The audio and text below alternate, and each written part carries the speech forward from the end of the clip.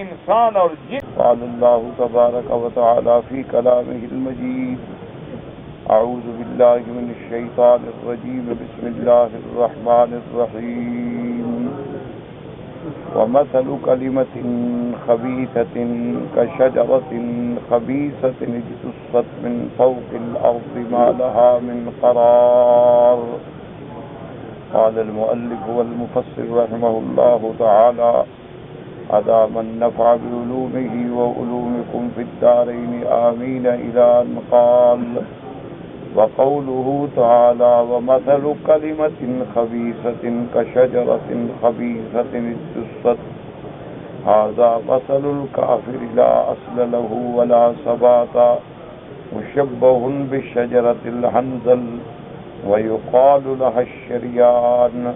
ابو فضل رحمۃ اللہ علیہ قرآن مقدس کی اس آیت مبارک کی تفسیر بیان فرماتے ہیں کہ وَمَثَلُ كَلِمَةٍ خَبِيثَةٍ كَشَجَرَةٍ خَبِيثَةٍ، کہ یہ مثال جو ہے کافر کی مثال ہے، کیونکہ کافر جو ہے اس کا بھی کوئی اصل نہیں ہوتا، اس کی بھی کوئی بنیاد نہیں ہوتی. ایمان جو ہے مومن جو ہے الحمدللہ اس کے ایمان کی بنیاد دلوں کے اندر ہے، کیونکہ ایمان کی تعریف ہی یہی ہے کہ تصدیق بالقلب و اقرار باللسان و عمل بالارکان، کہ دل کے اندر تصدیق ہو، زبان پہ اقرار ہو، اور انسان کے تمام اعضاء و جوارح اس کی تصدیق کریں. تو اب مومن کی بنیاد جو ہے وہ تو شجرۃ طیبۃ کی طرح ہے، لیکن کافر ایسے ہے جس کی کوئی اصل نہیں، کوئی بنیاد نہیں، کوئی ثبات نہیں. اس لیے اس کو تشبیہ دی گئی کہ شجرۃ خبیثۃ مشبہ بالحنظل، اور حنظل کو شریان بھی کہتے ہیں. رواہ شعبۃ عن معاویہ بن ابی قرۃ عن انس بن مالک رضی اللہ تعالی عنہ انہا شجرۃ الحنظل. وہ فرماتی ہیں کہ شجرۃ خبیثۃ سے مراد جو ہے وہ شجرۃ الحنظل ہے. وقال ابو بکر البزار الحافظ حدثنا يحيى بن محمد السكن قال حدثنا ابو زيد سعيد بن الربيع قال حدثنا شعبة عن معاوية بن قرة عن انس رضي الله تعالى عنه عاصمه رفعه وقال مثلا كلمة طيبة كشجرة طيبة. یہ مثال کیا ہے؟ النخلہ، اس سے مراد کھجور کا درخت. وَمَثَلُ كَلِمَةٍ خَبِيثَةٍ كَشَجَرَةٍ خَبِيثَةٍ قَالَ هِيَ الشِّرْيَانُ. شریان کہتے ہیں کورکما. یہ عام طور پہ صحراؤں میں ہوتا ہے، پیلے رنگ کا ہوتا ہے اور بہت ہی کڑوا ہوتا ہے اور بد ذائقہ ہوتا ہے. ثم رواه عن محمد بن المثنى عن غندر عن شعبة عن معاوية عن انس رضي الله تعالى عنه موقوفا. قال ابن ابي حاتم حدثنا ابي قال حدثنا موسى بن اسماعيل قال حدثنا حماد هو ابن سلمة عن شعيب بن الحبحاب عن انس بن مالك رضي الله تعالى عنه ان النبي صلى الله عليه وسلم قال ومثل كلمة خبيثة كشجرة خبيثة هي الحنظلة فأخبرت بذلك في الآلية وقال هكذا كنا نسمع. ورواه ابن جرير من حديث حماد بن سلمة به. انہوں نے بھی فرمایا کہ ہم نے بھی شجرۃ خبیثۃ کے معنی میں یہی سنا ہے کہ اس سے مراد جو ہے وہ حنظل ہے. رواه ابو يعلى في مسنده بأبسط من هذا وقال حدثنا غسان عن حماد عن شعيب عن انس رضي الله تعالى عنه ان رسول الله صلى الله عليه وسلم اتي بقناع عليه بصر. حضور صلی اللہ علیہ وسلم کی خدمت میں ایک خوشہ کھجور کا لایا گیا جس میں کھجوریں لگی ہوئی تھی تازہ. فقال مثلا كلمة طيبة كشجرة طيبة أصلها ثابت وفرعها في السماء تؤتي أكلها كل حين بإذن ربها. فقال هي النخلة. حضور صلی اللہ علیہ وسلم نے خود تفسیر بیان فرمائی اس کی مثال ایسی ہے جیسے کھجور کا درخت، وَمَثَلُ كَلِمَةٍ خَبِيثَةٍ كَشَجَرَةٍ خَبِيثَةٍ اجْتُثَّتْ مِنْ فَوْقِ الْأَرْضِ مَا لَهَا مِنْ قَرَارٍ قَالَ هِيَ الْحَنْظَلُ۔ آپ نے فرمایا اس سے مراد جو ہے وہ حنظل ہے۔ قال شعیب اخبر بذلك ابا العالیہ وقال كذلك كنا نسمع وقوله اجتثت اي استؤصلت۔ اجتثت کا معنی یہ ہے کہ جس کو پورے جثے کے ساتھ اکھڑ لیا جائے، یعنی آپ ایسے جو پکڑے تو سب کچھ اکھڑ کے آ جائے۔ اب درخت کو تو کوئی ایسے نہیں نکال سکتا ہے نا۔ من فوق الارض ما لها من قرار، ما لها من قرار کا معنی لا اصل لها ولا ثبات، نہ تو اس کا کوئی بنیاد ہے نہ جڑ ہے۔ کذالک الکفر لا اصل ولا فرع، یہی کافر ہے۔ اسی طرح کفر ہے کہ جس کی نہ کوئی اصل ہے نہ کوئی شاخیں ہیں۔ ولا يسعد للكافر عمل ولا يتقبل منه بشيء، کافر کا عمل جو ہے وہ آسمانوں کی طرف جاتا ہی نہیں، اور کافروں کا عمل جو ہے وہ قبول ہوتا ہی نہیں۔ يثبت الله الذين آمنوا بالقول الثابت في الحياة الدنيا وفي الآخرة ويذل الله الظالمين ويفعل الله ما يشاء۔ قال البخاري رحمه الله التناوي قال ابن شعبة قال أخبرني علقمة بن مسعود قال سمعت سالم حفظة البراء عن البراء بن عازب رضي الله تعالى عنه أن رسول الله صلى الله عليه وسلم قال المسلم إذا سئل في القبر شهد أن لا إله إلا الله وأن محمدا رسول الله وذلك قوله يثبت الله الذين آمنوا بالقول الثابت في الحياة الدنيا وفي الآخرة۔ ورواه مسلم أيضا وبقية الجماعة كلهم من حديث شعبة۔ اب اس حدیث مبارک میں آیا ہے، براء ابن عازب رضی اللہ تعالی عنہ روایت فرماتے ہیں کہ سرکار دو عالم حضور سیدنا محمد مصطفیٰ صلی اللہ علیہ وسلم نے فرمایا المسلم، مسلمان جب قبر میں جاتا ہے اور قبر میں سوال جواب ہوتا ہے تو یاد رکھیں کہ قبر کا سوال جواب حق ہے، جو قرآن مقدس کی آیات سے بھی ثابت ہے اور میرے آقا کی تقریباً 70 متواتر احادیث سے ثابت ہے۔ اللہ تبارک و تعالیٰ سے دعا کریں کہ اللہ تبارک و تعالیٰ ہر مسلمان کو عذاب قبر سے بچائیں اور فتنہ قبر سے بچائیں۔ اللہ تبارک و تعالیٰ جنت الفردوس نصیب فرمائیں۔ دعا کریں جو فوت ہو گئے اللہ ان کے قبروں پر بھی عذاب ہے تو رفع فرمائیں، اور اگر راحت و انعام ہے تو اس کو اور زیادہ فرمائیں، اور جو زندہ ہیں اللہ ہم سب کا خاتمہ ایمان پہ فرمائیں۔ اس لیے ہمیشہ یاد رکھیں کہ عذاب قبر جو ہے یہ حق ہے، عذاب القبر جو ہے یہ ثابت ہے، قرآن سے بھی ثابت ہے اور احادیث رسول اللہ سے بھی ثابت ہے۔ صرف ایک معتزلہ کا ایک فرقہ ہے کرامیہ، وہ منکر ہیں عذاب قبر، وہ عذاب قبر کے منکر ہیں۔ وہ کہتے ہیں بس بندہ مر گیا، اس کی روح جو ہے وہ علیین میں چلی گئی، اور کافر کی روح جو ہے وہ سجین میں چلی گئی، بس اس کے بعد اس کی کوئی نہ وجود ہے، نہ جثہ ہے، نہ سوال ہے، نہ جواب ہے، نہ عذاب ہے، نہ ثواب ہے، اور نہ ہی کوئی سلام پڑھنے کی ضرورت ہے، نہ کوئی سنتا ہے، نہ سلام پہنچتا ہے۔ یہ صرف ایک فرقہ ہے معتزلہ کا کرامیہ۔ اللہ معاف فرمائے، وہ اتنے گستاخ ہیں کہ وہ انبیاء علیہم السلام کی حیات کا بھی انکار فرماتے ہیں اور شہداء کی حیات کا بھی انکار فرماتے ہیں۔ وہ کہتے ہیں کہ یہ تو ایک مثال ہے، اللہ نے فرمایا کہ بھی مرنے والے کا ایسا مرتبہ ہے کہ اس کو مردہ نہ کہو بلکہ زندہ ہے، ورنہ مردہ تو ہے، ہمارے سامنے تو مر گیا ہے، کیسے مردہ نہ کہو؟ یعنی نعوذ باللہ ثم نعوذ باللہ۔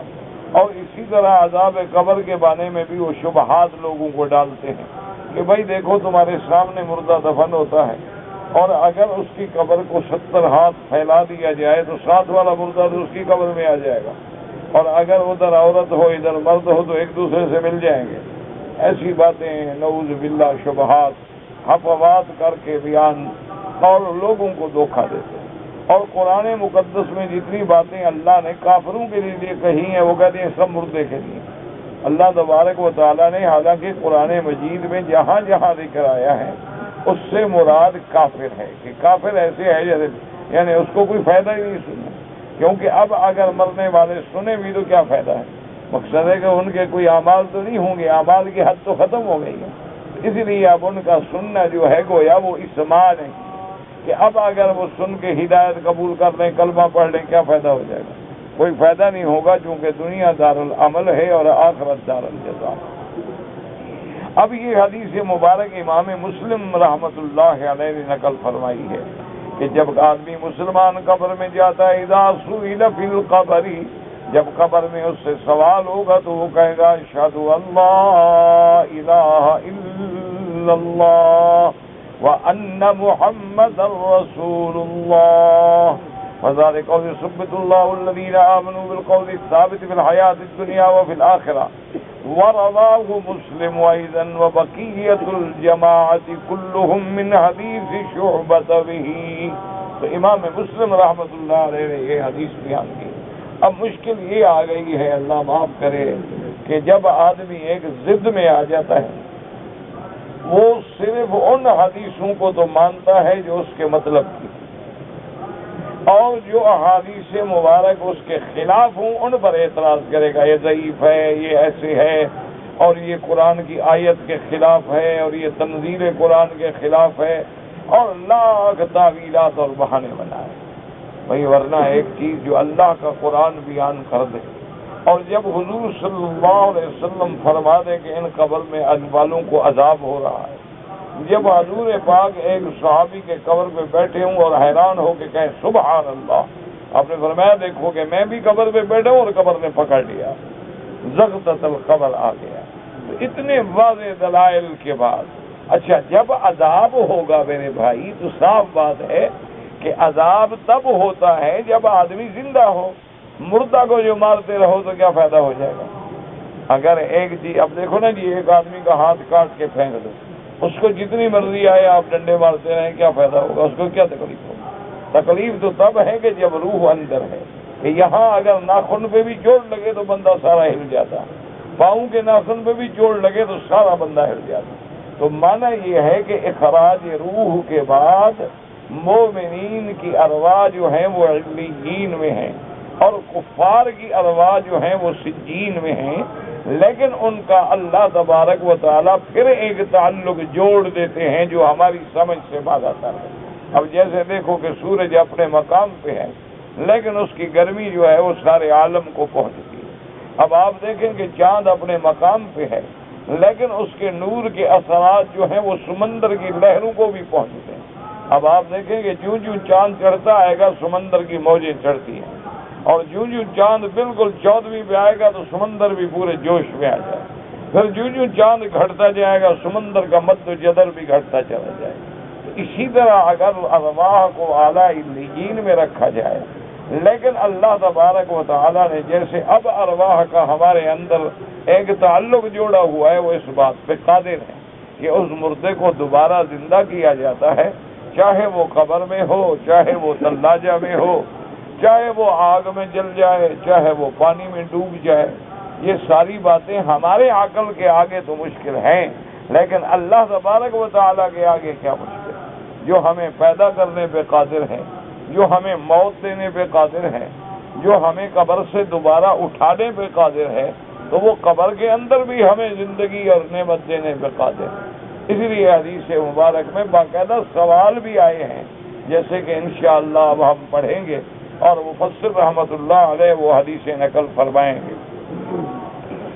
وقال الامام احمد بن ابو معاویہ قال حدثنا الاعمش عن المنهال بن عمرو عن زادان عن البراء بن عازب رضي الله تعالى عنه قال خرجنا مع رسول الله في جنازة رجل من الأنصار فانتهينا إلى القبر ولما يلحد فجلس رسول الله صلى الله عليه وسلم حوله كأن على رؤوسنا الطير وفي يده عود ينكت به الأرض فرفع رأسه وقال أستعيذ بالله من عذاب القبر مرتين أو ثلاثا ثم قال إن العبد المؤمن إذا كان في انقطاع من الدنيا وإقبال من الله نزل إليه ملائكة۔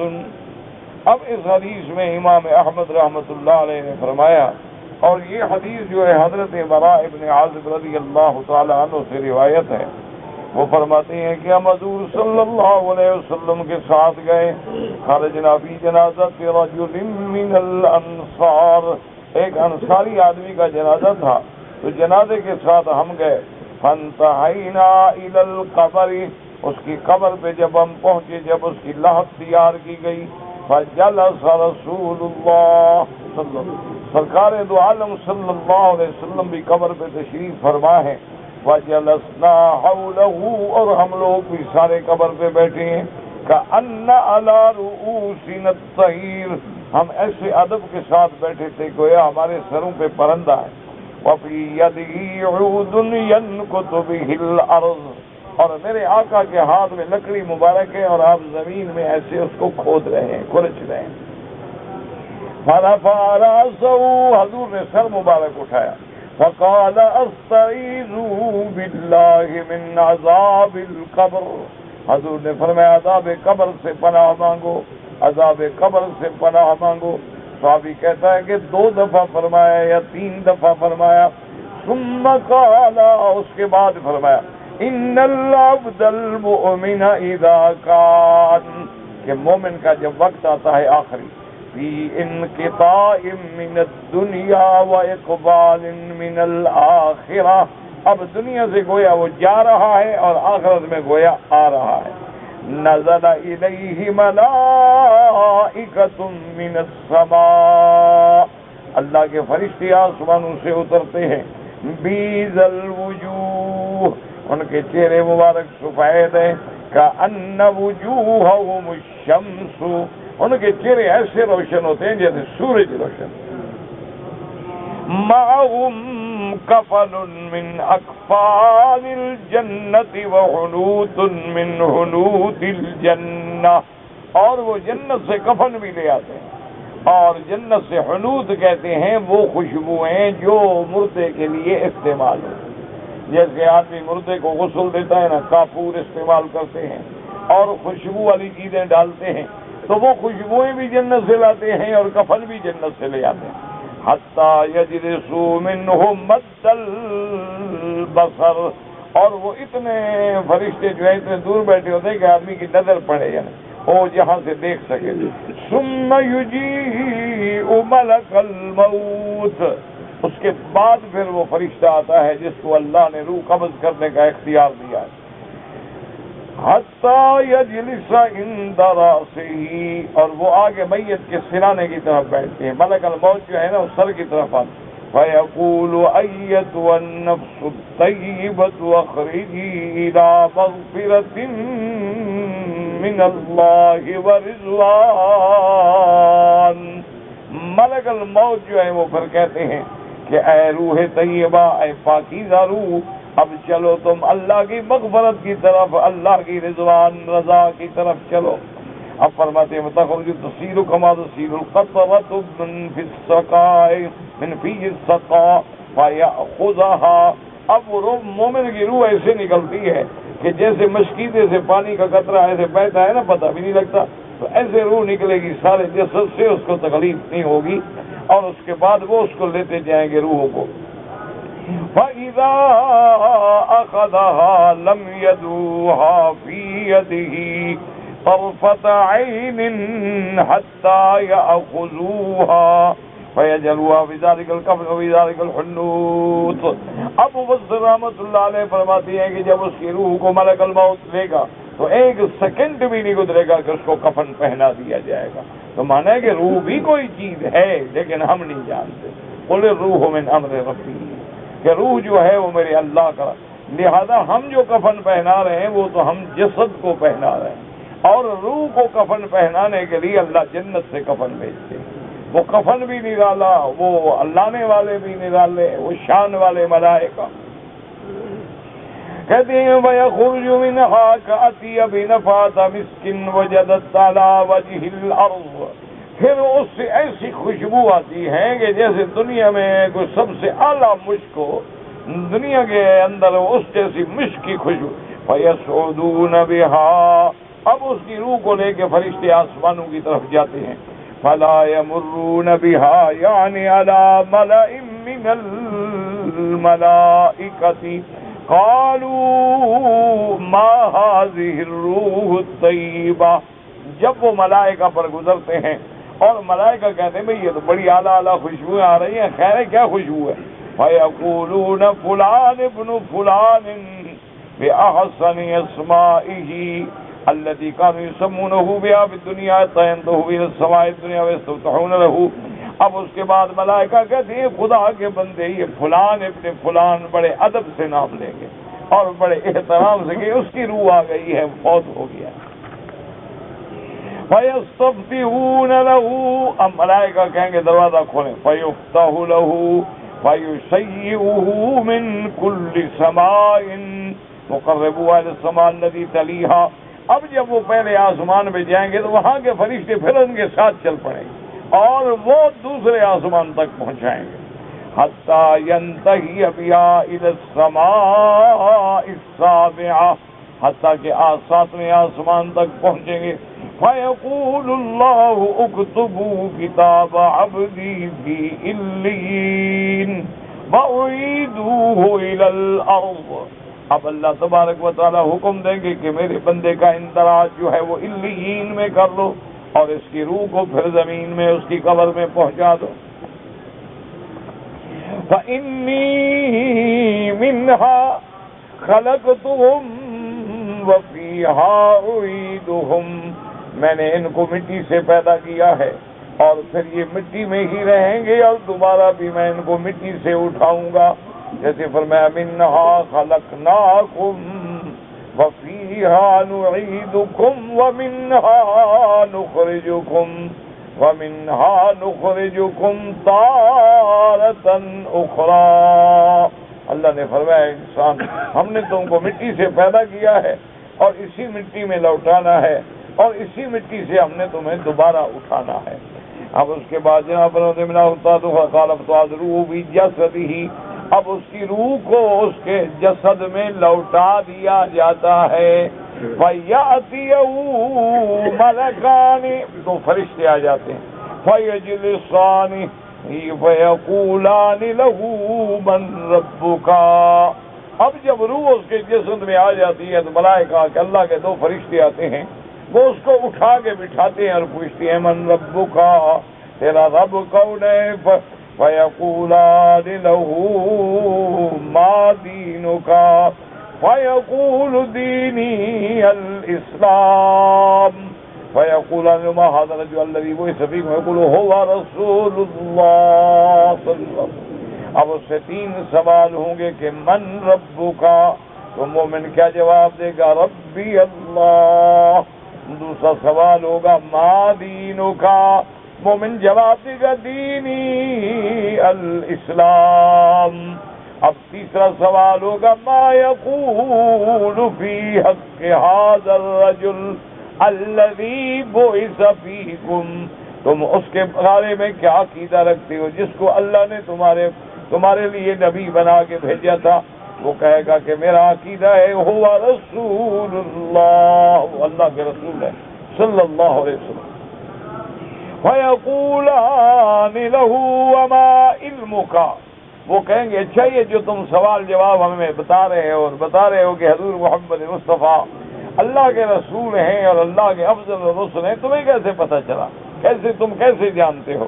فَيَقُولُ قَرَأْتُ كِتَابَ اللَّهِ فَآمَنْتُ بِهِ وَصَدَّقْتُ. وہ کہے گا خدا کے بندے میں نے اللہ کی کتاب پڑھی، اللہ کا قرآن پڑھا ہے اور قرآن پاک نے مجھے یہ توحید سمجھائی، دین اسلام سمجھایا، سرکار محمد مصطفیٰ کی رسالت کو سمجھایا، میں ایمان لے آیا. فَيُنَادِي مُنَادٍ مِّنَ السَّمَاءِ. اب جب وہ امتحان میں سوال و جواب میں کامیاب ہو جائے گا تو آسمان سے آواز آئے گی ان صدق عبدی، میرے بندے نے سچ کہا ہے. دعا کرو اللہ ہم سب کو ثابت قدم رکھے، اللہ تبارک و تعالی سب کو ثابت قدم رکھے اور صحیح سوال جواب کامیاب فرمائے، خاتمہ ایمان پہ ہو اور اللہ عذاب قبر سے بچائے. اللہ تبارک و تعالی قبر میں، حشر میں، ہر جگہ اپنی رحمت فرمائے. فَأَفْرِشُوهُ مِنَ الْجَنَّةِ وَأَلْبِسُوهُ مِنَ الْجَنَّةِ وَافْتَحُوا لَهُ بَابًا إِلَى الْجَنَّةِ. اللہ کا حکم ہوگا، فرشتہ آواز دے گا کہ اس بندے نے، اللہ فرماتی ہیں، سچ کہا ہے، لہذا اس کو جنت کا لباس پہناؤ، اس کے لیے جنت کے بچھانے بچھا دو، اور اس کے لیے جنت کی طرف سے ایک دروازہ کھول دو کہ ابھی تو اس کی نعمت کی ہوائیں لیتا رہے. اصل جنت تو اس وقت ملے گی جب عالم آخرت ہوگا، جب آدمیوں کو دوبارہ اٹھایا جائے گا. اور اس کے بعد فرماتے ہیں مفسر رحمۃ اللہ علیہ فیاتی روحیاوتی بیا یصلو فی قبرہ مد بصری. اب اللہ تبارک و تعالیٰ اس کے لیے قبر کو طویل کر دیں گے. فَيَأْتِيَهُ رَجُلٌ حَسَنَ الْوَجْهِ حَسَنَ الثِّيَابِ طِيبَ الرِّيحِ. اب اس کے بعد جناب اس کی قبر کو کھول دیا جاتا ہے. اب وہ بیٹھا ہے کہ کیا دیکھتا ہے کہ ایک آدمی آیا، بڑا خوبصورت آدمی ہے، خوبصورت لباس ہے، بڑا خوبصورت چہرے والا ہے. وہ اس مردے کے پاس آ جاتا ہے. جب وہ آئے گا فَيَقُولُ أَبْشِرْ بِالَّذِي كُنْتُ يَسُرُّكَ هَذَا يَوْمَكَ الَّذِي كُنْتَ تُوعَدُ. وہ آنے والا کہے گا مبارک ہو، مبارک ہو، یہ وہ نعمتیں ہیں جن کا تم سے وعدہ کیا گیا تھا، یہ وہ نعمتیں ہیں جو اللہ نے بات. فَيَقُولُ لَهُ مَنْ أَنْتَ. اب اس سے وہ مردہ پوچھے گا میرا بھائی تم کون ہو؟ فَوَجْهُكَ الْوَجْهِ الَّذِي يَأْتِي بِالْخَيْرِ. تمہارا چہرہ تو بتلا رہا ہے کہ تم خیر اور رحمت کی باتیں لائے ہو، لیکن تم ہو کون؟ مجھے یہ تو بتلاؤ نا. فَيَقُولُ أَنَا عَمَلُكَ الصَّالِحُ. وہ کہے گا اللہ نے تیرے اعمال صالحہ کو مجھے شکل دے کے بھیجا ہے، یہ تیرے اپنے عمل ہیں، میں تیرا عمل صالح ہوں. اور فَيَقُولُ رَبِّ أَقِمِ الصَّلَاةَ رَبِّ أَقِمِ السَّاعَةَ حَتَّىٰ أَرْجِعَ إِلَىٰ أَهْلِي وَمَالِي. اب وہ بندہ کہے گا میرا مولا جلدی قیامت قائم کر، جلدی قیامت قائم کر تاکہ میں اٹھوں اور جاؤں پھر اپنے اہل و عیال کو بھی ملوں. قال وَإِنَّ الْعَبْدَ الْكَافِرَ. اب یہ تو مومن کی احوال تھے نا. ان العبد الکافر. اب کافر جب برتا ہے اذا کان فی انقطاع من الدنیا واقبال من الاخرہ، جب اس کا دن آخری ہوتا ہے، دنیا سے جا رہا ہے، آخرت کی طرف داخل ہو رہا ہے. نزل الیہ ملائکۃ من السماء. آسمانوں سے فرشتے اترتے ہیں. سود الوجوہ معهم المسوح. وہ ایسے فرشتے ہوں گے خطرناک کے سیاہ چہرے والے، اور ان کے ساتھ ایسے ہوں گے وہ یعنی جیسے عام یہ بنائے جاتے ہیں نا جس کے اندر بھوسا ڈالا جاتا ہے، اس کو کہتے ہیں مسوح. ایک تو وہ تو کفن لائیں گے، اس کے لیے وہ مسوح لائیں گے. فَجَلَسُوا مِنْهُ مَدَّ الْبَصَرِ ثُمَّ يَجِيءُ مَلَكَ الْمَوْتِ بِيَدِهِ أَيَّتُهَا النَّفْسُ الْخَبِيثَةُ. اب ملک الموت آئے گا، وہ کہے گا وہ خبیث روح اخرجی نکل الى سخط من اللہ وغضب. اللہ کی ناراضگی اور اللہ کے غضب کی طرف چل. قال فتفرغ في جسده فينتزعها كما ينتفض السفود من الصوف المبلول. اب وہ روح جو ہے نا وہ پورے جسد میں پھیلی ہوئی ہے، تو اب ملائکہ اس کو نکالیں گے فرشتے. وہ ایسے نکلے گی تکلیف اور شدت کے ساتھ کہ جیسے آپ یعنی اون کا کپڑا ہو اور وہ بھی پانی میں ہو، اور اس میں کانٹے کی دار چیز ڈال دیں اور پھر اس کو کھینچے تو وہ کیسے نکلتا ہے، اس کو سارے رواں بھی کھینچ کے ساتھ لائے گا. تو ایسے اس کو نکل فَيَأْخُذُهَا بِذَا أَخْذَهَا يَدُهَا بِيَدِهِ حَتَّىٰ يُوَافِقَ الْوَسُوحِ فَيَخْرُجُ مِنْهَا كَأَنْتَنِ رِيحِ جِيفَةٍ. اور اس کا جب روح نکال کے اور وہ جو لائے تھے مسوح جہنم کا جب اس میں لپیٹیں گے تو اس سے ایک ایسی بدبو اٹھے گی جیسے کوئی بدبودار جانور مر جاتا ہے، جیسے مردہ جانور مردار پڑا ہو نا تو بدبو میلوں تک پھیلی ہوتی. فَيَصْعَدُونَ بِهَا فَلَا يَمُرُّونَ بِهَا عَلَىٰ مَلَئٍ مِّنَ الْمَلَائِكَةِ. اب اس کو بھی لے کے وہ جائیں گے، جب ملائکہ پہ گزریں گے تو ملائکہ کہیں گے ما هذه الروح الخبیثہ، یہ کیا بدبخت روح ہے. فیکون فلان سما بیا فی الدنیا حتی ینتہی بها الى السماء الدنیا فیستفتح له فلا یفتح له. اب اس کو جب لے کے جائیں گے آسمان دنیا پر، پہلے آسمان پر، کہیں گے بھی دروازہ کھولو، حکم ہوگا کہ اس کے لیے دروازہ نہیں کھولے گا، بدبخت کے لیے اس کو لے جاؤ سجین میں 7 زمینوں کے نیچے۔ اس لیے اللہ نے قرآن میں فرمایا لا تفتح لهم ابواب السماء ولا يدخلون الجنة حتى يلج الجمل في سم الخياط۔ اللہ فرماتا ہے کافروں کے لیے آسمانوں کے دروازے نہیں کھولے جائیں گے اور نہ کافر جنت میں داخل ہوں گے، جیسے کہ سم الخیاط میں یعنی سوئی کے ناکے میں اونٹ کا گزرنا محال ہے، اسی طرح کافروں کا جنت میں داخل ہونا محال ہے۔ فَيَقُولُ اللَّهُ اُكْتُبُوا كِتَابَهُ فِي سِجِّينٍ فِي الْأَرْضِ، اللہ حکم دیں گے کہ اب اس کا لکھو اس دفتر میں سجین میں، جو زمین سب سے نچلی زمین میں ہے۔ فَتُطْرَحُ رُوحُهُ طَرْحًا، اب ملائکہ پھینکیں گے اس کے روح کو۔ ثُمَّ قَرَأَ وَمَن يُشْرِكْ بِاللَّهِ فَكَأَنَّمَا خَرَّ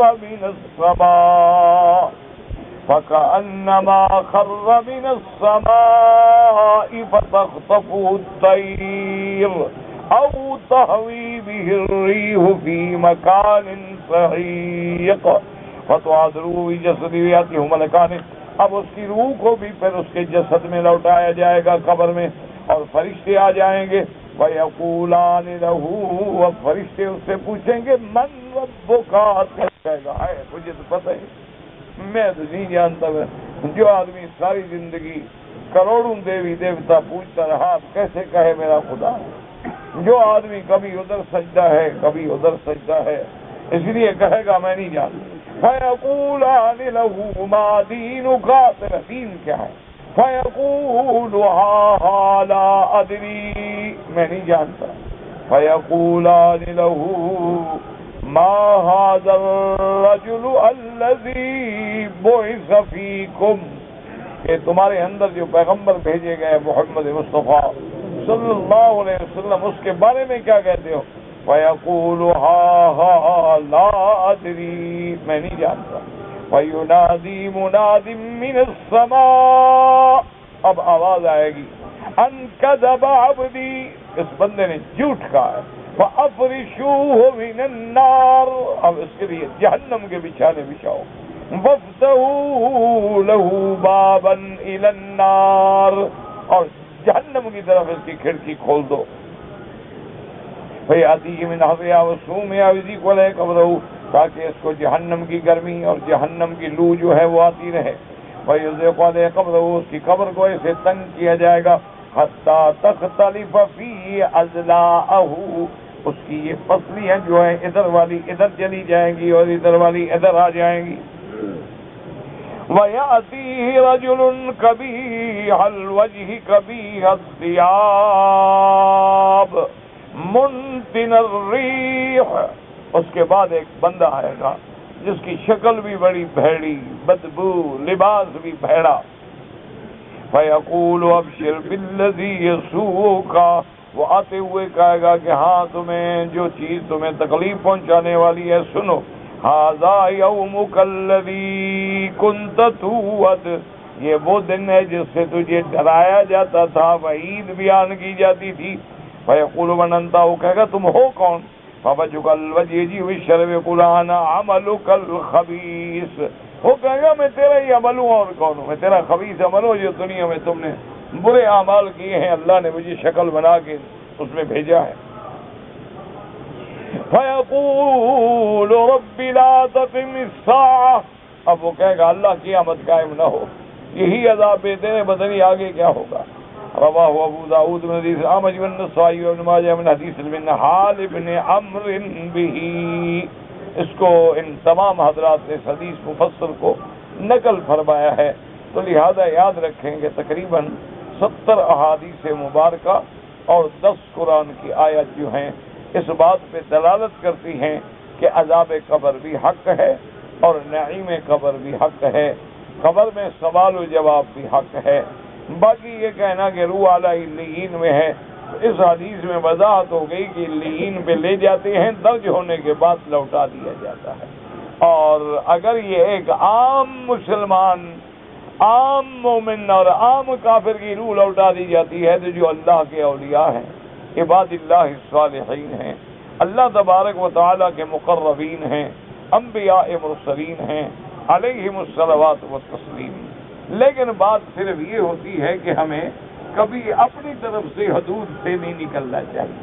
یعنی جتنی چیزیں قرآن و حدیث میں ثابت ہیں ان پہ ایمان لائیں، نہ آگے بڑھیں نہ کم کریں اور نہ اس کا انکار کریں، کیونکہ یہ عالم دنیا ہے اور آگے عالم برزخ ہے. عالم برزخ کے بعد عالم آخرت ہے. تو ایک عالم کو دوسرے عالم پہ قیاس کر کے سمجھیں گے تو پھر گمراہ ہو جائیں. اب دیکھیں نا کہ جیسے عالم ارواح ہے کہ اللہ تبارک و تعالیٰ نے حدیث میں آتا ہے کہ آدم علیہ السلام کی پشت سے جتنے قیامت تک بندے پیدا ہونے تھے سب کی روحیں نکال لیں. اب کون سمجھ سکتا ہے کہ وہ روحیں کیسی تھیں، وہ آدم علیہ السلام کی پشت میں کہاں جمع تھیں. اور لیکن احادیث میں موجود ہے وہ عالم ارواح ہے. تو عالم ارواح الگ ہے، عالم دنیا الگ ہے، عالم آخرت الگ ہے اور عالم برزخ الگ ہے. ایک عالم کو دوسرے عالم پہ تشبیہ دو گے اور سمجھنے کی کوشش کرو گے تو ہلاک ہو جاؤ گے. یہ دیکھو نا جی، اب ہم یہاں زندہ ہے تو اب آدمی پانی کے بغیر زندہ نہیں رہتا، ہوا کے بغیر زندہ نہیں رہتا، کھانے کے بغیر زندہ نہیں رہتا. قبر میں اب نہ پانی ہے نہ ہوا ہے، اوپر سے مٹی آ گئی. اس لیے کہ وہ عالم ہی الگ ہے، اس کا نظام ہی الگ ہے. اللہ تبارک و تعالیٰ کے آگے یہ چیزیں مشکل نہیں. اب دیکھو نا جی، کتنے دنیا نے بھی ایسے چیزیں وردیاں بنا لی ہیں کہ وہ لباس پہن لیتے ہیں، ماسک چڑھا لیتے ہیں اور سلنڈر اپنی پشت پہ باندھ لیتے ہیں اور 8-8 10-10 20-20 گھنٹے پانی کے اندر رہتے ہیں، حالانکہ عام آدمی 1 منٹ میں نہیں رہتا. تو اگر انسان میں یہ چیزیں بنا کے رہ سکتا ہے اور اللہ جس کو رکھنا چاہے تو کیا مشکل ہے. اللہ تبارک اچھا کبھی کبھی ایسا بھی ہوتا ہے کہ قدرت نظارے دکھلا دیتی کہ مکان گر گیا، اندر ایک بچہ رہ گیا، 8 دن کے بعد نکلا وہ زندہ نکلا. اللہ پاک نے اس کو وہی ہوا بھی پہنچائی، اللہ پاک نے اس کو وہی طاقت بھی پہنچائی اور اس کو زندہ رکھا. اچھا بعض آدمی ایسے سیدھا سڑک پہ جا رہا ہے اور گرا اور مر گیا، بعض آدمی بیچارہ اپنے گھر میں بیٹھا ہے باتیں کر رہا ہے اور مر گیا.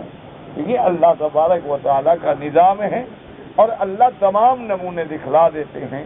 اور ہم انسانوں کا کام یہ ہے کہ اللہ کے قرآن پر، فرمان حدیث محمد مصطفیٰ صلی اللہ علیہ وسلم پر ایمان لے آئیں اور جو چیز سمجھ آ جائے کہیں الحمدللہ، اور جو چیزیں سمجھ نہ آئیں تو یہ سمجھیں کہ ہمارے عقل کا قصور ہے کہ ہمارا عقل ابھی اس مقام پہ پہنچا نہیں ہے کہ ان مشکلات کو سمجھ سکے. اور جب ہم اس عالم میں گزریں گے تو سمجھ آ جائیں گے. اب دیکھو نا جی، جب تک ہوائی جہاز نہیں بنے تھے اندازہ کرو کوئی آدمی تسلیم کر سکتا تھا کہ اتنا بڑا لوہا ہوگا اور اس میں 400 آدمی بھی بیٹھے ہوں گے اور وہ ان کو لے کے جناب اڑے گا اور 30,000 فٹ کی بلندی پہ چلا جائے گا اور وہاں آرام سے ہم بیٹھے بھی رہیں گے، کھائیں گے، پیئیں گے، چلیں گے، پھریں گے، نمازیں پڑھیں گے، پھر جناب وہ اترے گا اور تمام ان مواسم اور فضا اور ہوا کو کراس کر کے بادلوں سے گزرتا گزرتا نیچے آ جائے گا. کون سوچ سکتا؟ لیکن اب جب سامنے آ گیا سب مانتے ہیں ہاں یہ تو ہے. تو اگر انسان کی عقل ایسی چیزیں ایجاد کرنے پہ قادر ہے تو اللہ جس نے انسان بنایا ہے اس کی قدرت کا کیا کہنا. جس نے انسانوں کو پیدا کیا، جس نے انسان کو یہ دماغ دیا ہے. اب دیکھیں جناب، کوئی آدمی تصور بھی کر سکتا تھا، سنتے تھے قرآن میں کہ نوح علیہ السلام کی کشتی تھی، اللہ نے حکم دیا کہ جوڑے جوڑے بٹھا دو اور تقریباً 80 آدمی اس کشتی میں سوار تھے اور وہ کشتی چلتی رہی اور چلتی رہی اور چلتی رہی اور جودی پہ جا کے پہنچی. لیکن جناب یہ کسی کے تصور میں تھا کہ ایسے ایسے مہیب جہاز بنیں گے، اتنے بڑے بڑے بحری جہاز ہوں گے کہ 2-2 3-3 ہزار آدمی اندر سفر کریں گے اور اندر دنیا کی ہر نعمتیں ہوں. دنیا کے اندر جناب ہوٹل بھی ہیں، اندر جناب سارے کیفیٹیریا بھی ہیں، اندر گیم کھیلنے کے لیے جگہ بھی ہے اور تمام چیزوں کے انتظامات ہیں. اور جو لگژری بحری جہاز ہوتے ہیں اس کا تو آپ تصور بھی نہیں کر سکتے ہیں، وہ تو ہوائی جہاز سے بھی 10 گنا ٹکٹ زیادہ مہنگی ہوتی ہے. تو بہرحال اگر یہ انسان بنا سکتا ہے تو انسانوں کے بنانے والا جو ہے وہ کیا نہیں بنا سکتا؟ وما ذلک علی اللہ بعزیز۔ تو جہاں تمہارا عقل جواب دے جائے تو وہاں یہ سمجھو کہ چونکہ میرا عقل ناقص ہے اس لیے میں اس سوال کو حل نہیں کر سکتا۔ جیسے آپ ایک بچہ مڈل میں پڑھتا ہے، اگر آپ اس کو ایم اے کا یا بی اے کا کوئی سوال دیں وہ کہے گا میں نہیں سمجھ سکتا جناب، یہ میں نے پڑھا ہی نہیں، میں وہاں پہنچا بھی نہیں، ابھی میں نے وہ کتابیں بھی نہیں دیکھی، میں کیسے حل کروں؟ تو اسی طرح سمجھ لیا کرو کہ ہمارے عقول ناقص ہیں، ہمارے قوا ناقص ہیں، ہمارا علم ناقص ہے، بس جو اللہ نے فرما دیا، جو سرکار نے فرما دیا اس پر ہمارا ایمان ہے بس۔ وقال الامام محمد حدثنا عبد الرزاق قال حدثنا معمر بن يونس بن حبيب عن المنهال بن عمرو عن زازان عن البراء بن عازب رضي الله تعالى عنه قال خرجنا مع رسول الله صلی اللہ علیہ وسلم الى جنازۃ فذکر نحوه۔ امام احمد رحمۃ اللہ علیہ فرماتے ہیں کہ اس سند کے ساتھ بھی حضرت براء ابن عازب رضی اللہ تعالی عنہ جو میرے آقا کے صحابی ہیں وہ فرماتے ہیں کہ ہم حضور کے ساتھ جنازے کے ساتھ گئے اور اس کے بعد پھر وہ یہ ساری طویل روایت مبارک، یہ جو حدیث مبارک ہم نے پڑھی ہے وہ یہ سناتے ہیں۔ وفیہ، اور اس میں یہ بھی کچھ زیادہ ہے حصہ، فَإِذَا خَرَجَتْ رُوحُهُ صَلَّى عَلَيْهِ كُلُّ مَلَكٍ بَيْنَ السَّمَاءِ وَالْأَرْضِ وَكُلُّ مَلَكٍ فِي السَّمَاءِ، کہ جب مومن کی روح نکلتی ہے تو اللہ کے فرشتے اس پہ سلام بھیجتے ہیں، تمام اللہ کے فرشتے اس پہ سلام بھیج رہے ہیں۔ وَفُتِحَتْ أَبْوَابُ السَّمَاءِ، آسمان کے دروازے کھل جاتے ہیں۔ لَيْسَ مِنْ أَهْلِ بَابٍ إِلَّا وَهُمْ يَدْعُونَ اللَّهَ عَزَّ وَجَلَّ أَنْ يَعْرُجَ بِرُوحِهِ مِنْ قِبَلِهِمْ، کیونکہ آسمانوں کے کئی دروازے ہیں تو ہر دروازے پہ جو فرشتے ہیں وہ دعا کرتے ہیں کہ اللہ کرے ہمارے دروازے سے چڑھے اس کی روح، تاکہ اس کی خوشبوئیں جو ہم استقبال کریں مومن کا۔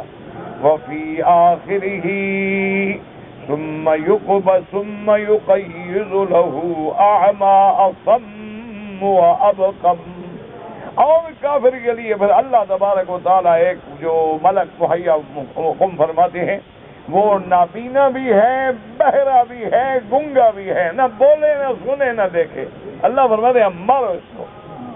وفی یدہ ملزبۃ، اس کے ہاتھ میں جو ہتھوڑا ہوتا ہے، لو ضرب بها جبل لکان ترابا، اگر وہ پہاڑ کو بھی مار دے تو مٹی ہو جائے۔ فیضربہ ضربۃ فیصیر ترابا، وہ مرے گا تو کافر مٹی ہو جائے گا، پھر اللہ زندہ کر دے گا۔ ثم یعیدہ اللہ جل کما کان یعیدہ ضربۃ اخری ویصیر صیحۃ اصبح کل شیء الا الثقلین، اور اس کے بعد جب وہ کافر کو مارتے ہیں اور کافر کی چیخیں بلند ہوتی ہیں، اس کو دنیا کی ہر چیز سنتی ہے مگر انسان اور جن نہیں سنتے۔ اللہ تبارک و تعالیٰ نے رحمت کی ہے ورنہ جانور بھی سنتے ہیں، اس لیے آپ جائیں نا دیہاتوں میں، کسی آدمی کی گھوڑی وغیرہ کو پیٹ میں درد ہو کہتے ہیں یار اس کو قبرستان لے جاؤ، وہ قبرستان لے جاتے ہیں، واپس آئے تو گھوڑی ٹھیک ہو جاتی ہے۔ وہ اب قبرستان میں وہ کرامت نہیں ہوتی، معنی یہ تھا کہ جب وہاں وہ عذاب سنتی ہے نا اپنا درد بھول جاتی ہے۔ تو ہر جانور بھی وہ عذاب سنتا ہے، لیکن صرف اللہ نے انسان اور جن ہیں الا الثقلین، ثقلین نہیں سنتے ہیں۔ کیوں؟ اس کی بھی حدیث میں حکمت آئی ہے کہ اگر انسانوں کو وہ عذاب دکھلا دیا جاتا یا وہ مردوں کی چیخیں سنوا دی جاتی تو کوئی بندہ مردہ دفن بھی نہ کرتا، مرنے کے بعد زمین پہ پھینک دیتا، کبھی پڑا رہے ہم کیسے دفن کریں۔ اس لیے اللہ نے ایک پردہ رکھ دیا ہے کہ انسان بھی نہیں سنتا اور جنات بھی نہیں سنتا۔ ہاں، جن انسانوں کو اللہ دکھلانا چاہے اللہ اپنے انبیاء کو دکھلا دیتے، اللہ تبارک و تعالیٰ بعض اوقات اپنے اولیاء پر بھی کشف فرما دیتے ہیں، اللہ تبارک و تعالیٰ ان کے لیے بھی بعض اوقات وہ نظارہ کھول دیتے ہیں، اور اللہ تبارک و تعالیٰ کبھی اپنے قدرت کے نمونے ایسے بھی دکھلاتے ہیں کہ شہید ہے، 18 سال گزر گئے دفن کو، پھر جب نکالا گیا اسی طرح رکھا ہے اور خوشبوئیں پھوٹ رہی. یہ اللہ کا منظر ہے اور اللہ اس پہ قادر. قال البراء ثم يفتح باب الى النار، پھر کافر کے لیے جہنم کی طرف دروازہ کھول دیا جاتا ہے. وَيُبَحَّدُ لَهُ مِنْ فُرُشِ النَّارِ، اور جہنم کے بچھونے ڈال دیے جاتے ہیں.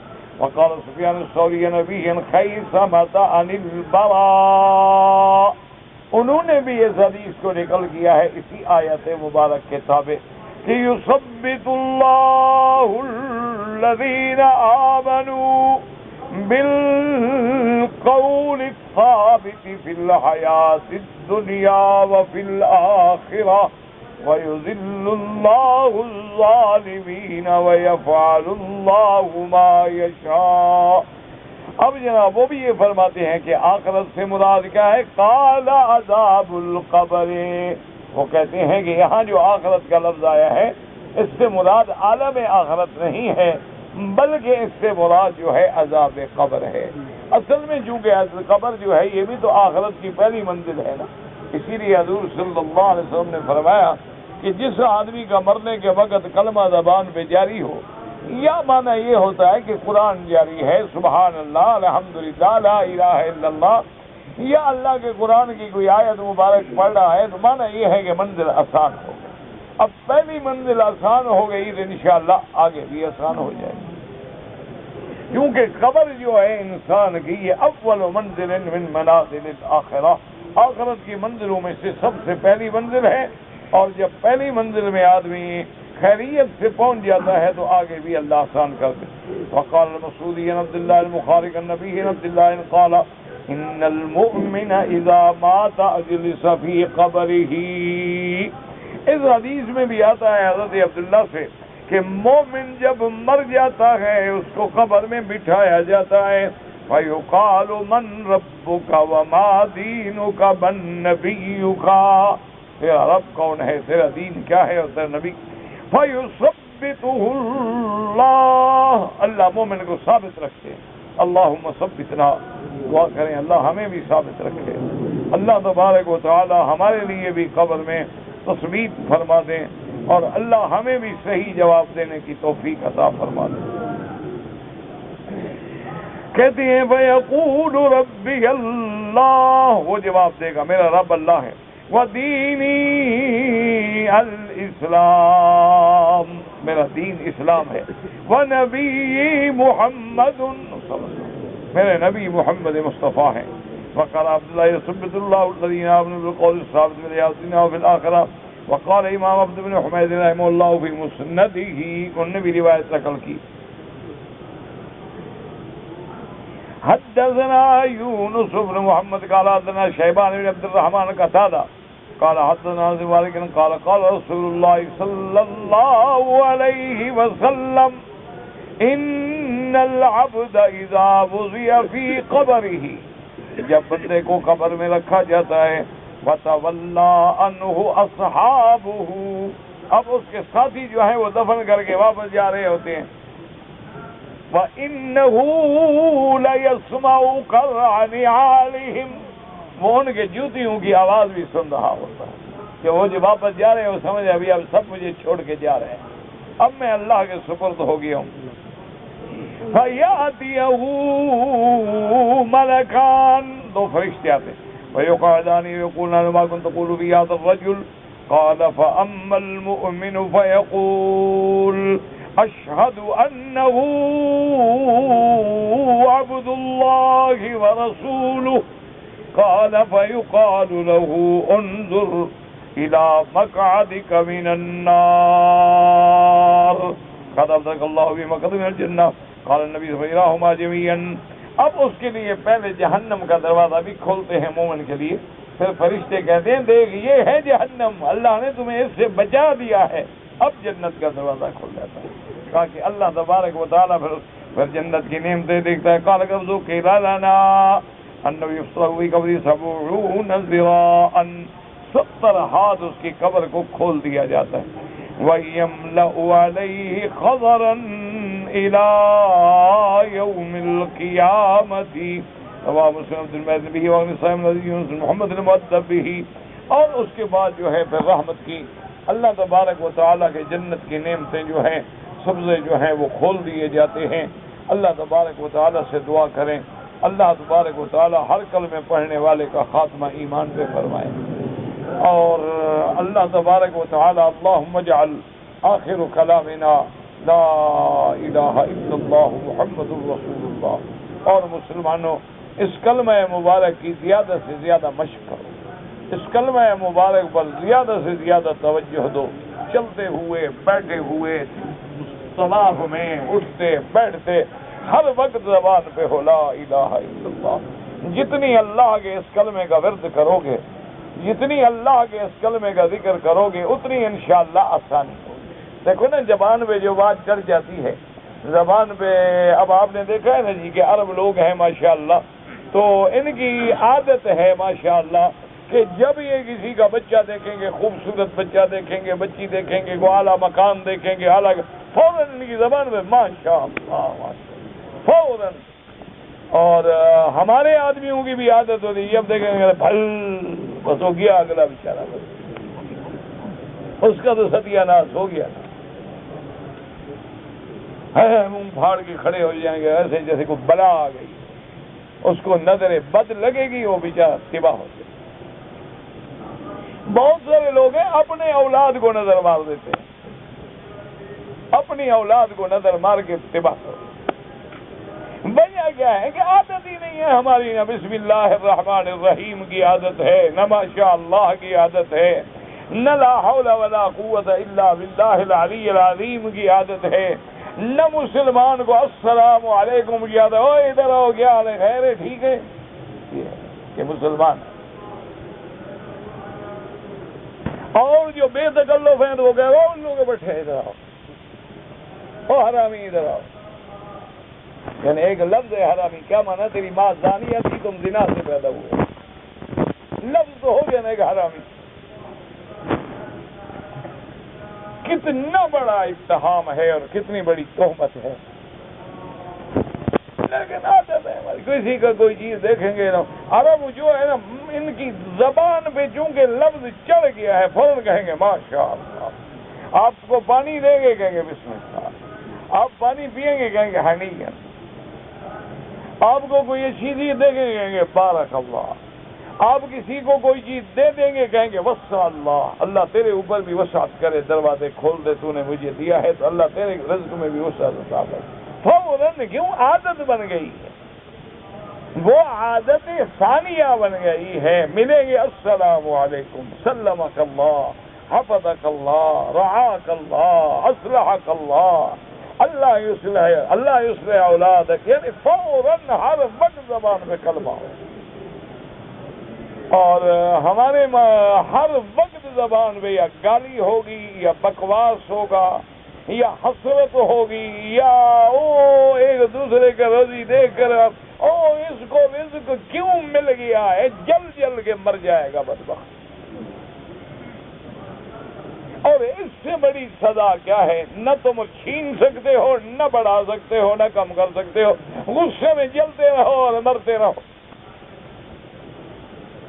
ایک دوسرے کی ٹانگ کھینچنا, ایک دوسرے کا شکوہ کرنا, ایک دوسرے کا گلہ کرنا, ایک دوسرے کی غیبت کرنا, ساری 2 گھنٹے کی تقریر سنے نہ صرف اعتراض ڈھونڈیں گے. عادت ہو گئی ہے. بلبل باغ میں جاتی ہے تو پھولوں پہ بیٹھتی ہے اور کوا ہمیشہ گندگی پہ بیٹھتی, یہ ہمیشہ. اس لیے خدا کے لیے اپنے عادات کو بدلو اور ہر وقت اپنے زبانوں کو تر رکھو. لا الہ الا اللہ, لا الہ الا اللہ محمد الرسول اللہ. اللہ کا ذکر کرو گے تو شیطان بھاگ جائے گا اور دلوں پہ سائیکل ہو جائے گا, دل صاف ہو جائیں گے. اگر غفلت کرو گے تو شیطان ڈیرے لگا لے. ایک تو عالم اسلام ویسے امتحان سے گزر رہا ہے, ایک بہت بڑے ابتلا سے گزر رہے ہیں, اور اللہ عالم اس کا علاج بھی کیا ہے, اللہ کا ذکر اور اللہ کی دعا. لوگ تو سمجھتے ہیں نا مولوی پاگل ہے, بس دعاؤں سے بھی کچھ ہوتا ہے. لوگ بیچارے اب بھی یہی کہتے ہیں، وہ کہتے ہیں مولوی جو ہے نا یہ بالکل پاگل ہو گئے، ان کا دماغ خراب ہو گیا ہے۔ ایک آدمی کے پاس ریفل ہو، وہ جناب گولی چلائے، مولوی صاحب دعا کرے گا تو گولی رک جائے گی۔ لیکن ہم کدھر جائیں؟ ہمارا ایمان ہے کہ دعاؤں سے ہی سارے مسئلے حل ہوتے ہیں، بس یہ ہمارا ایمان ہے۔ کوئی ہمیں پاگل کہے، کوئی ہمیں دیوانہ کہے، کوئی ہمیں مجنون کہے، ہمیں تو یہی ایمان ہے کہ جب دعا ہوتی ہے تو نصرت کے دروازے کھل جاتے ہیں، اور جب اللہ کی مدد آ جاتی ہے تو پھر دنیا کی کوئی طاقت مقابلہ نہیں۔ اس لیے ذکر اللہ کا ذکر اور دعا، بس اسی میں وقت گزارو۔ خدا کے لیے اپنے اوقات کا خیال رکھو۔ تاش کھیل رہے ہو، ٹی وی دیکھ رہے ہو، فلمیں دیکھ رہے ہو، ان چیزوں کو کیا کرو گے؟ قبر میں کام آئیں گے۔ وہ کام کرو، قرآن شریف پڑھو، اللہ کے قرآن کی تلاوت کرو۔ اسی طرح کچھ نہیں ہو سکتا، لا الہ الا اللہ، سبحان اللہ، الحمدللہ، اللہ اکبر۔ اسی طرح سبحان اللہ و بحمدہ، جو بھی تمہیں آتا ہے نا بس اللہ کی یاد میں لگے رہو۔ کچھ بھی نہیں آتا اللہ اللہ کرتے رہو، اللہ کا نام تو ہے نا۔ مسلمان پر زکوٰۃ جب صاحب نصاب ہو جائے، یعنی 7.25 تولے سونا یا 7.25 تولے سونے کے برابر پیسے ہیں، یا کچھ چاندی ہے کچھ سونا ہے، یا اور کچھ چیزیں ہیں، جب اتنا پیسے آ جائیں اب گویا کہ تم صاحب زکوٰۃ ہو گئے، اب تمہیں زکوٰۃ دینی ہے، اور پھر اوپر جتنا ہوں، لاکھوں ہوں، کروڑوں ہوں، 2.5%۔ اگر کوئی بچہ مردہ پیدا ہو، دیکھو یاد رکھو کہ اگر بچہ ماں کے پیٹ سے نکلے اور چیخ مارے، مانا ہے کہ زندہ تھا لیکن مر گیا، تو اب جنازہ بھی پڑھیں گے، سب کچھ کریں گے۔ لیکن اگر بچہ پیدا ہی مردہ ہوا ہے تو اس کے لیے نہ کوئی جنازہ ہے اور نہ اس کے لیے ہم نے کوئی نماز پڑھنی ہے، بس دفن کر دیں گے، آخر مسلمان کا بیٹا ہے۔ اور جہاں تک اس کے لیے تعزیت ہے یا دعا ہے یا فاتحہ، یعنی یہ جو رواج ہے فاتحہ، وہ تو بدعت ہے۔ ویسے عظم اللہ اجرک، کیوں والدین کو تو صدمہ ہے نا، بچہ مردہ پیدا ہو یا زندہ پیدا ہو۔ تعزیت کا معنی ہی یہی ہوتا ہے کہ اپنے مسلمان بھائی کے غم میں شریک ہوں اور جا کے تسلی دیں کہ عظم اللہ اجرک، اللہ تیرا ثواب دوگنا کرے، اللہ تمہیں صبر جمیل عطا فرمائے، اللہ تمہیں نعم البدل اولاد عطا فرمائے، تو یہ تسلی تو ہوگی۔ بی بی رقیہ ہو یا ام کلثوم یا بی بی زینب، ان کے نکاح جو ہیں وہ زمانہ اسلام سے پہلے ہوئے ہیں۔ جیسے حضور کا نکاح ہوا بی بی خدیجہ سے، تو اس وقت بی بی خدیجہ بھی مسلمان نہیں تھی۔ حضور کی بیٹیوں کے نکاح ہوئے جن سے، وہ بھی مسلمان نہیں تھے، کیونکہ اس وقت نہ قرآن آیا تھا اور نہ احکام اترے تھے۔ پھر اسلام آیا، اس کے بعد احکام آئے، پھر ہجرت ہوئی، پھر اس کے بعد شادی ہوئی حضرت عثمان رضی اللہ تعالیٰ عنہ۔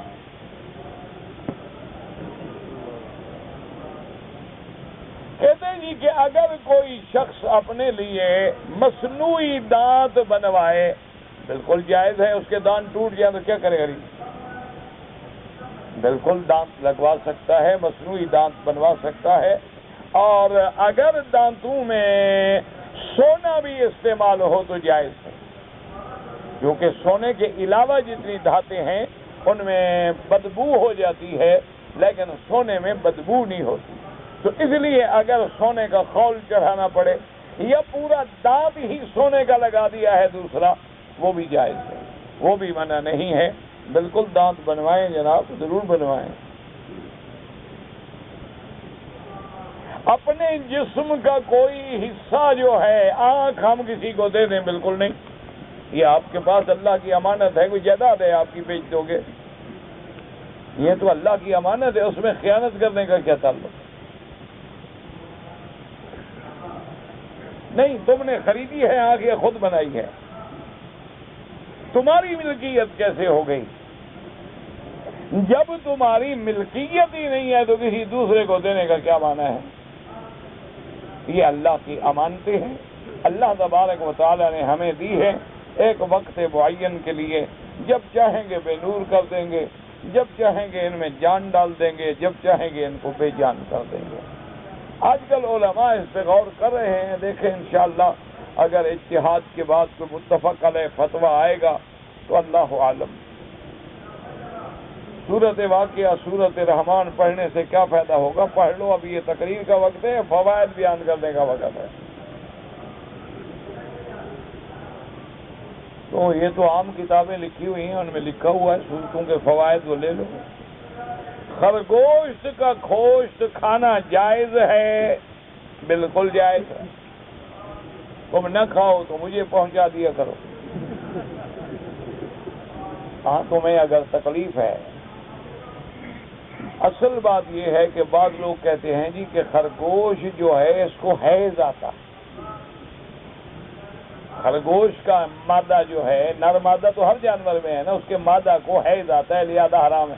تو حیض تو عورت کو بھی آتا ہے، اس کو بھی گھر سے نکال دو۔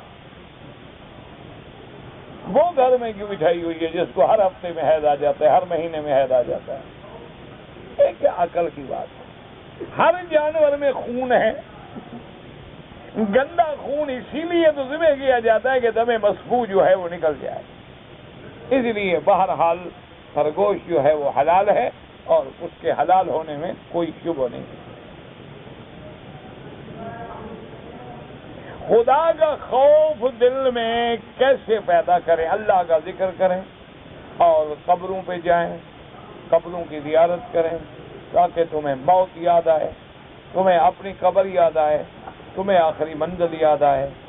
اور اسی طرح جتنے آیات مبارک قرآن پاک میں تخویفات والی ہیں وہ پڑھا کریں، جیسے سورت واقعہ ہے، جیسے سورت القیامہ ہے، اسی طرح سورت القارعہ ہے، تو انشاءاللہ اللہ کا خوف دل میں خود پیدا ہو جاتا ہے۔ چھپرا بازار میں تو میں نے نہیں کہا تھا، میں نے کہا تھا اسی راستے میں وہ ایک جگہ ہے جو صحیح حدیث ہے بخاری شریف میں، کہ جس کے بارے میں سرکار دو جہاں رحمت دو عالم نے فرمایا انی لأعرف حجرا بمکہ، کہ مکے کی ایک گلی میں اس پتھر کو میں اب بھی پہچانتا ہوں کہ ابھی مجھے نبوت کا اعلان بھی نہیں ہوا تھا، جب میں اس کے پاس سے گزرتا تھا تو وہ مجھ پہ سلام پڑھتا تھا۔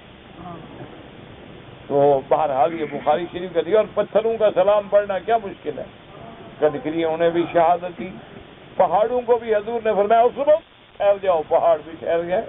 یہ تو معجزات محمد مصطفیٰ صلی اللہ علیہ وعلا آلہ وسلم وسلم وسلم وسلم وسلم وسلم وسلم وسلم وسلم وسلم وسلم وسلم وسلم